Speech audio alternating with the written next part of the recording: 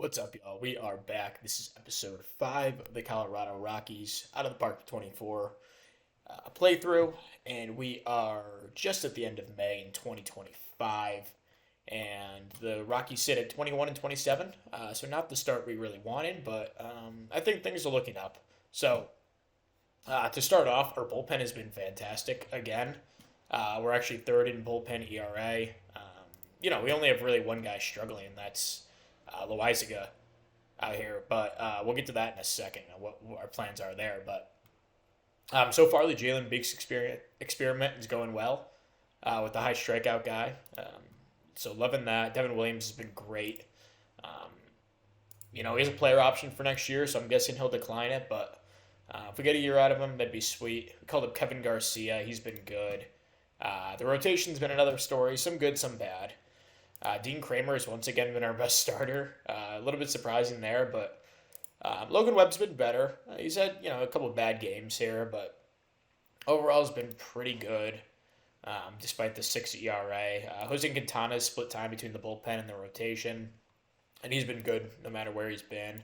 Eduardo Rodriguez has been really disappointing. He couldn't really at any point get it going here, but the FIP and the like strikeout to walk ratio looks better than it is. So hopefully things are up from there with him, and then Graham Ashcraft. He's been good. What is that, 92 ERA plus? I mean, we'll take it, I guess. But really, the offense that I thought was going to be a lot better than it's been. We're 11th in runs scored. That's been the big problem. We haven't been able to hit any home runs, which, I mean, maybe I just thought our offense could like repeat what we did last year, but hasn't quite been there. Also, really interesting here. We're 15th in starters ERA and second in FIP.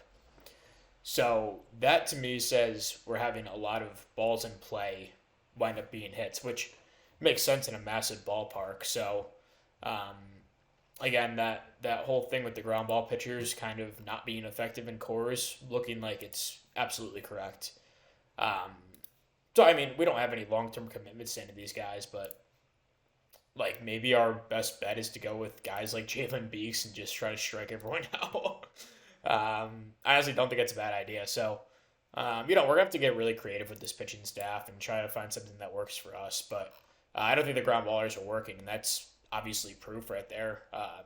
Being second in FIP and 15th in starters ERA. I mean, a lot of that's bullpen too. But anyway, that's a long tangent.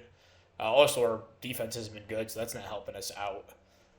We're currently running a really weird defense. I mean, Tovar in the ideal world isn't playing shortstop. He's been fine over there. Like, he's been actually quite good. But, like, if him at second base and a really good defensive shortstop would do huge for us. McMahon, I mean, he's been good at second and third this year, but, he's a guy I might look to trade if we're out of it at that point. With Chris Bryant playing third, I don't even think, I just put him in there, but yeah, and then our outfield's all pretty good defenders. Like, actually, Doyle has been bad. Meadows has stepped in. He's been really good, but him and Bader are kind of in a timeshare now after his random collapse after a pretty good year last year. So, the talent change randomness factor is always going to be big in this game, and I think I jacked it up quite a bit in this save. Let me go look at that really quick. Yeah, it's at 120. So, I mean, stuff like that's going to happen, but I think it adds character. Like, now we're stuck with this Bader deal, and I mean, it's not horrible, but we're gonna have 2 more years of him after this.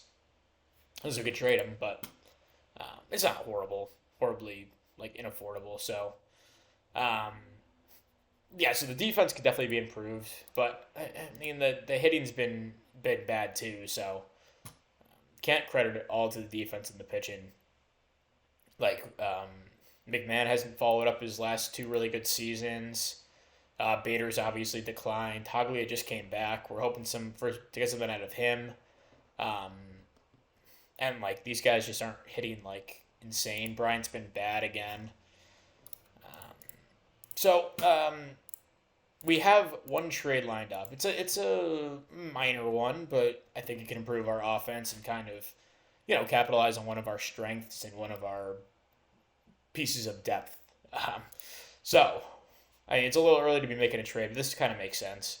Loizaga, who's been good, but as I said, I'm trying to get away from these ground ballers, especially ones that can't strike anyone out, and Loizaga is exactly that. So I think he'd hit much better in a park like Chicago. Um, so we're getting Christopher Morel, who has destroyed AAA pitching. Should definitely be in the majors, but he's blocked by a couple guys up in the majors. Pete Crow Armstrong was just called up last season, so he's been blocking him. I guess they like some of these guys better than him. Brendan Davis, sorry, didn't even see him. So he's blocking him as well, and Jimmy Mojica. Looks like they got him a minor league free agent sign. That's damn good. Wow. So looks like the Yankees just released him. Or no, the Royals released him, and then the Yankees released him. Became a minor league free agent. Whatever. However, we got on the team. He's blocked by 3 good outfielders, and he's not really an infielder. And I don't even know where he plays for me. He might be a DH, quite frankly, but this improves our hitting depth and puts an actual potentially good hitter in our lineup. So I'm going to complete this trade. And yeah, we have some guys I want to call up anyway. Like Tyler Cleveland's been good. One of the this is just a really good overall pitcher. I think he could play well in our ballpark. Also, Gavin Hollowell. He's actually going to get the call because he's on my 40 man, and my 40 man's full, and don't want to mess around with that right now. But we'll add Morel to the 40. I do want to get him on the active roster, so we're gonna have to make a cut here. I don't want to send down Togli. I mean, I want to give him a chance, but maybe he just needs some time in AAA. So we're going to do that. And then add Morel to the roster. And I think we're going to try to play him a little bit of everywhere. I didn't mean to have him there. Okay, so we're going to put him back up the corner outfields. I think that's a good decision. Maybe start once a week for Doyle. Once every 5th maybe for Morel, and then every 4th for Wallner. That seems like he'll get 4 or 5 starts a week. So I like that. And then we're not really concerned too much about the lefty righty stuff right now. But I do want Bader in there against lefties. And then maybe Morel will play a little bit more against. Maybe he'll just do every other game. Let's just have him start against lefties there. And then we'll have Meadows back up the outfield. Okay, that looks good to me. So, there we go. And Hollowell is up. And, the bullpen looks good right now, so I'm happy with that. The rotation needs some work, but we're going to have to, it's a long-term thing and trying to find the right pitchers for us. And I'm going to do a minor league check-in and, kind of maybe mid-June start promoting guys. And, we'll see what we have in the horizon for pitching. But right now, this guy's exciting, Angel Chivilli. Hasn't really pitched well in AAA yet, but, he has some, if you squint, there's a good reliever here maybe. What is his... Yeah, could be a really good reliever. So I'm actually not going to mess around with him as a starter because I don't think he's a starter for me. So we're going to put him in the pen. Let's see. Randy Vasquez is still down here. He's been better this year in AAA. So he's an option. McMahon's still down here. He's more of a reliever for me. Rollison could be a body to put in there. But besides that, there's not a ton of pitching in AAA. AA doesn't look like it's much better. But Tanner Witt down in High A. I'm actually going to send him up to AA right now because he's been good. He could make an appearance next season at some point. But, okay. Just wanted to check in end of May and show you guys where we are. looks like Braden Holcomb, number 14 prospect in baseball, is really struggling with A ball right now. We'll let him work it out down there, and I'm not going to send him down to rookie ball again at this point. That makes no sense. Let's look at the top prospects right now. So Churio has hit well in AAA, not quite as well as last year, but he could get a call up if we start struggling or we need a body. And then Victor Suarez looks like he's pitched well in high A. That's good to see. You know what? I'll actually give him the call to double A because he spent a lot of time down in high A. Jackson Cox, looks like a promising pitcher in some regard. He's down in A ball. And then, whatever. We can go through that in midseason. But, all right. Let's move forward a little bit in the season. Probably get back around the draft, All-Star break, around that area. So, yeah, we'll return. All right, so we're back. First trade of this, actually, second trade of the season. I just did one. So we were approaching like the draft time and everything like that. So we're gonna have to clear up some money to be able to afford our draft picks and everything. So, it was a little tough to do just because I signed Bader just last season and he had a good year, but yeah, he's completely declined into like an unusable player almost. He's not even a really good defender either. So, really unfortunate. I don't know. It's just random, I guess, but. He had a pretty good year last year and everything, but yeah, he's just unusable now. And Framber Valdez, who I've kind of come to realize probably can't pitch in Coors Field. He can't strike anyone out. Yeah, he's a high ground ball guy, but those ground balls, this isn't an effective pitcher in my ballpark, I kind of realized. So, while he's on his rehab assignment before he loses all his value, I'm going to try to, package these two together. Because I do have Valdez for another year, and I don't want to get stuck with that $8 million. So I'm eating, 40% of his deal, so $3.2 million. So I'm off the hook for the other 4.8. We're giving up Valdez, who's another $8 million. Austin Martin's tough to give up, but, I was going to have to give him up. Not a home run hitter, and we're really struggling with that aspect of our game. So, we just got him last offseason for... Sean Bouchard, Eddie Diaz. Yeah, it was just a 40-man trade. But I love Austin Martin. He's a great player, and hope he does well in Nashville. And then Braden Ward, who's another tough guy to give up, but, a corner outfielder who can't hit too well. And then Dylan Spain, a 26-year-old in Double A, for Nicky Lopez, who, a light-hitting shortstop but a good defender. A guy can slot in and play at shortstop and push Tovar back over to second. And that allows me to not have Brian at third base. There'll be some other corresponding moves. Maybe McMahon gets traded at the deadline. That's kind of likely, I think. I just think $16 million over the next 2 years could be better utilized somewhere else. Although he is a really good player. And, his versatility between second and third has really helped us out in the save. But, it's going to be tough for Bernabel because he's more of a first baseman, not a third baseman. And then what am I going to do with Chris Bryant at this point?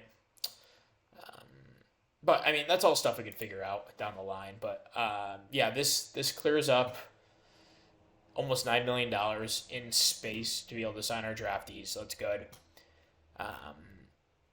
I just think... It's tough to do this trade this early in the season, but I think it's kind of necessary. So there we go. We pick up Nicky Lopez, and I wonder where he went in my minor league system.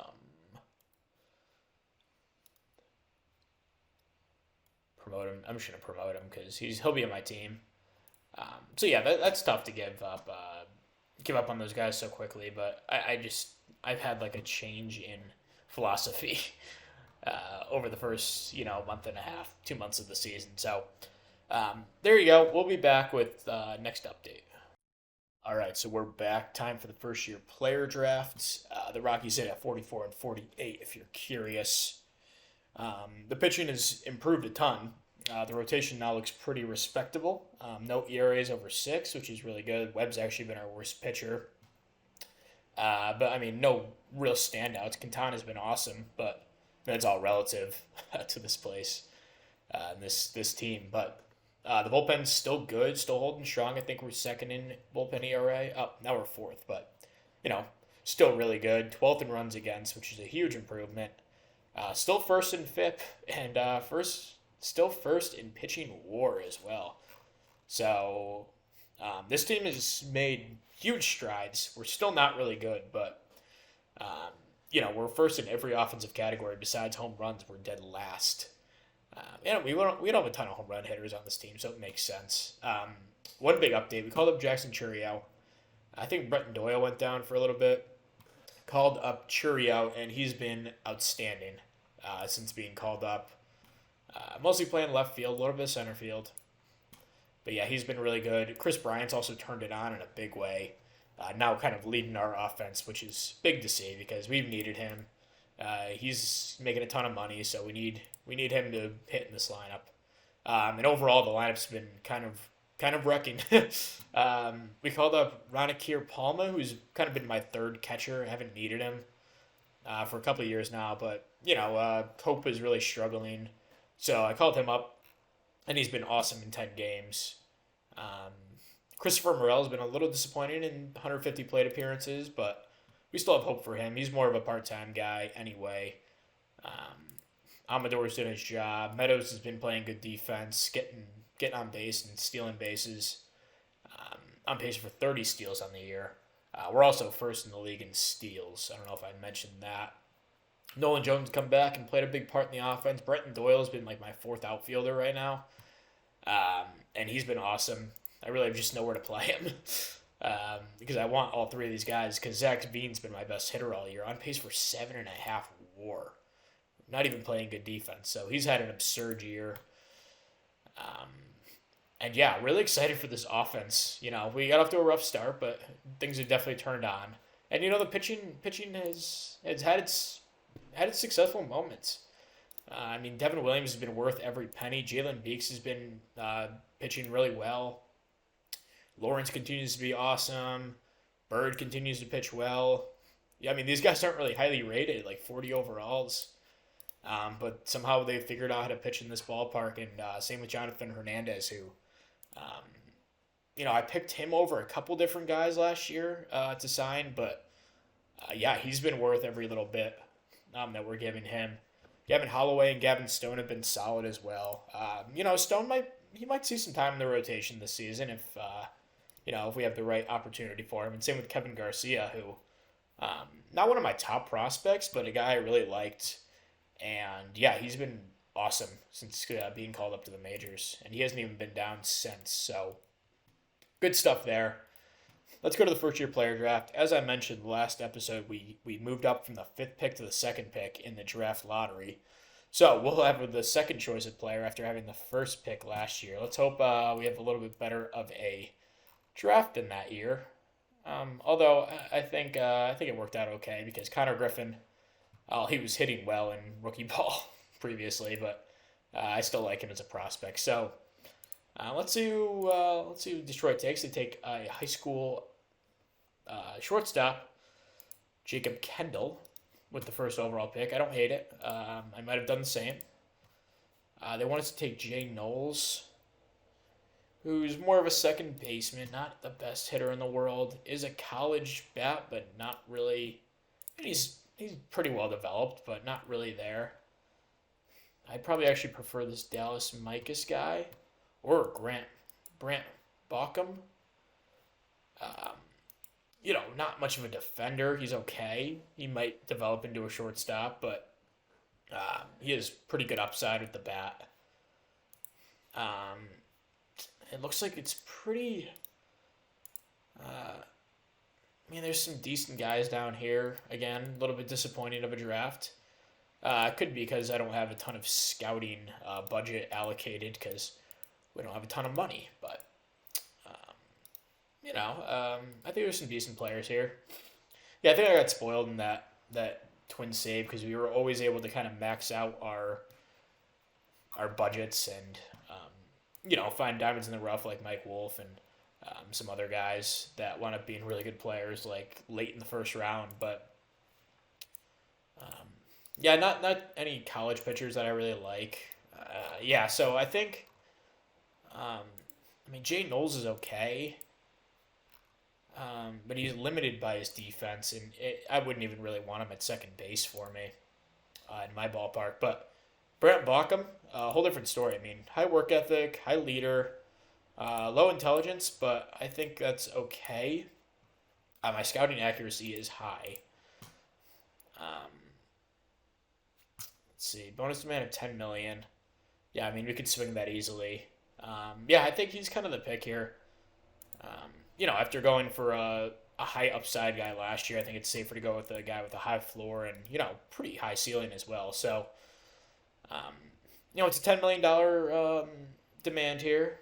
It's not great, but just a little bit over slot. So we're gonna take Brant Bauckham, um, and it looks like who's that? The Pirates take Jay Knowles. No, sorry, the Cubs take Jay Knowles. Jay Murdoch, Jared Lewis. Okay, well we'll go to the next pick here. It's an impossible sign there. With our second pick, I'm kind of okay with going with the high upside guy. Although we prefer to go under slot here with this pick just because, we went pretty decent amount over slot last pick. About Necker, I took this guy in the Twins series.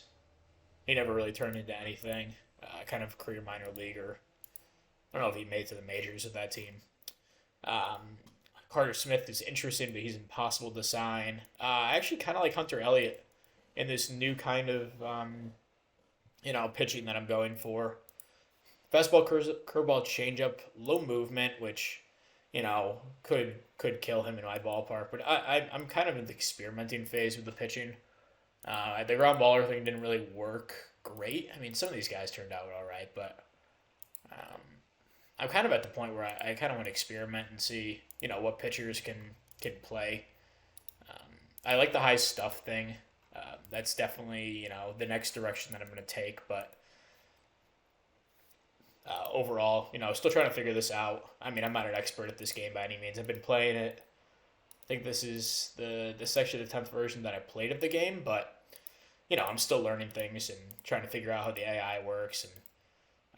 And there's a lot of useful videos out there on YouTube that help you out. But it's cool to learn from experience and see what guys can pitch in this ballpark. And I know a lot of you guys in the comments are doing Rocky saves as well, so kind of learn it together. And Noah Frank. If you watch my Twin series, Noah Franco is a OOTP legend. Dude turned into like the best player in baseball. I mean, $5.5 million for his bonus demand is how far? Yeah, it's $3 million over slot, and he's an impossible sign. Extremely hard. Oh yeah, extremely hard sign. Okay, so anyway, after going through all that and that monologue, I like Carter Smith, but I could be able to sign him. I might go Hunter Elliott. Just throw a dart at a college pitcher and see if this guy can work out. Because, these guys, there's some interesting players out here, but no one that really blows me away by any means. I guess Coy James is a decent player. Boston Kellner, I mean, he only throws 88 to 90. 4 good pitches, potentially. What is his offense? Ooh. Now I'm intrigued with the offense, and pretty good defender, too. He could play second base for me. Boston Kellner, 19 years old. Maybe I just throw a dart at him and see how this goes. His demand's a little over slot. I might be able to. He's a hard sign. I don't know. I don't really know if I want to go over slot, but I always like trying to get these two-way players to work. They never do, but. Let's see. Yeah, his offense that could play. Screw it. Let's do it. Let's have fun with this. All right. So that brings us to our third round pick. I'll go through the first 3 rounds on camera, and this will probably be a longer episode with this stuff, but I don't know how much we'll do at the trade deadline or anything. Might just stand pat. I like Coy James here. He'll probably be over slot, just a bit. yeah, I mean, I don't love dropping a ton of money into the draft, but it's probably worth it at this point in the save. So we'll take him.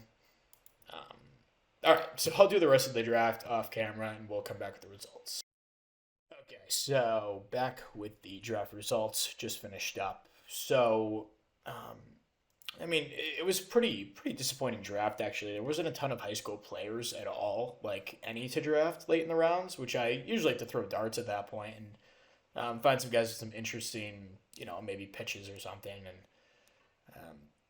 just pick them and see what happens. It never really worked out, but you find some organizational depth that way. But really, only college guys late in the draft. So, a couple years down the road, we might have tough time filling out our system with younger guys. So, fourth round, we took this guy Michael Gupton. He just didn't want a ton of money. Interesting range, not a horrible bat, and has some speed. So I thought he was a good organizational guy to have. Ethan Porter was a high school third baseman slash like corner infielder, corner outfielder. Pretty decent upside here. He's young. Who knows about that? Um, Trent Grindlinger. Wow, interesting name. Not really a catcher, but could develop into a decent hitter. Could play a pretty good first base, and who knows. If he's a good enough hitter, maybe he makes the team at some point. This guy was interesting, Giovanni Colasante. High work ethic, high intelligence, high leader, high loyalty, low greed. Exactly what you want in a personality. 21 years old, so older, but actually kind of interesting hitting ratings too. And then I guess the last guy we can go over, Mason Neville. Some power upside, good outfielder. Who knows? And then I started just throwing darts at college arms to fill out the minor league system. So this guy, Wyatt Parliament. We just took a bunch of high school or college guys, and then not a lot of high school players to take. So there you go. We'll sim up to probably the All-Star break and check in there. Okay, back at the All-Star break, and here are your All-Stars, American League. If you want to, pause and look and see if your favorite player made it, feel free. Then to the NL, we're a little more interested, I guess. Going through the pitchers, doesn't look like we have anything. This guy, Tink Hence, is a beast. I wish I could pick this guy up, but he plays on the Cardinals. I noticed him last year when I was going through, and really good pitcher there. So, it doesn't look like we have any arms. Interesting. I thought we could have, found a guy in there, but going through, Ezekiel Tovar makes his second All-Star team. Yeah. He made it last year for us. Good stuff there. And then Zach Veen makes his first All-Star team as our left fielder. Having an awesome season. Wouldn't surprise me if he was a top 5 MVP finisher voter at this point. And I think those are only two guys. Not terribly surprising. I thought maybe Chris Bryant could find his way on the team. He's had a really good stretch here, but probably not All-Star worthy. As for other guys, I guess our bullpen has kind of fallen off a bit. Devin Williams maybe could have made it. Jalen Beeks hasn't been quite that good. I think we just have a lot of solid bullpen arms, none like fantastic, but it's accumulated into good success. So, with that being said, we'll go up to the trade deadline and see if we have any moves to make. All right, so I went right up to the trade deadline because, I wanted to see if we were going to be legit or not. We're 51 and 55 right now, so we're not out of the playoff picture, but we are in last place in our division, and, we have a lot of teams to jump here, and, we're about a year ahead of schedule, so I'm not really concerned about making the playoffs this year. And Logan Webb is a free agent after the year. Not having the best of seasons with us. I just don't think he's a very good match for this team with his ground ball tendencies and how that kind of is affected by BABIP in this park. So, with that being said, I kind of found that the Astros were desperate for pitching. So, you'll see. I don't want to give up Logan Webb. I'd love to keep him around and sign him long term. But I think this trade makes way too much sense for a rental. So, this guy, Miguel Bleis, fly ball hitter, 70 range, the eye needs some work, but he's crushing high A as a 21-year-old. The OSA likes him as well. Maybe not as much, but, they're still very high on him. He's about 21 and a half. And Brock Selvage, who, more of a minor league filler type. Maybe he can make a spot start, but, just another guy to have in the system. And $3 million for not even a half a season of Logan Webb. So I think this makes a ton of sense for us. We're not, if we were competing this year, yeah, I'd keep Webb, but, I'm cool with finishing with a 75 and 87 record. If it takes getting a potential center fielder of the future for us, which is something we don't really have. I like Parker Meadows, but maybe he's not that guy. And then Churio I see much more as an elite left fielder, right fielder. So that's just kind of the rationale behind this trade. I don't want to go Logan Webb, but this just makes too much sense for me. So right ahead of the deadline, we're going to complete this. And our trade reputation is surprisingly high. I don't know if they patched that or something because, I remember in the Twin Save, I was always way at the bottom. I guess I've made a lot more trades in this, but okay, none of those guys actually went to my team. So here we go. Here's the trade. And Selvage where is he pitching? High A. I think it's a good spot for him. Put him in High A Spokane. Is that what it's called? Spokane. Eventually I'll get these minor league systems down. And Blyce was in rookie ball. Interesting. Yeah, he'll go to High A for me, I think.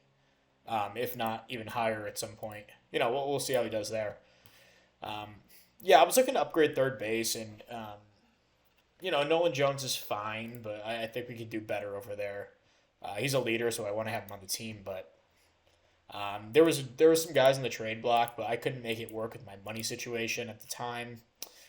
Now we have a couple bucks to throw in, so I wouldn't mind trying to upgrade third base for the long term and see if we can get a really solid guy over there, or maybe second base, push McMahon to third. Also another guy I looked at trading, didn't make a ton of sense.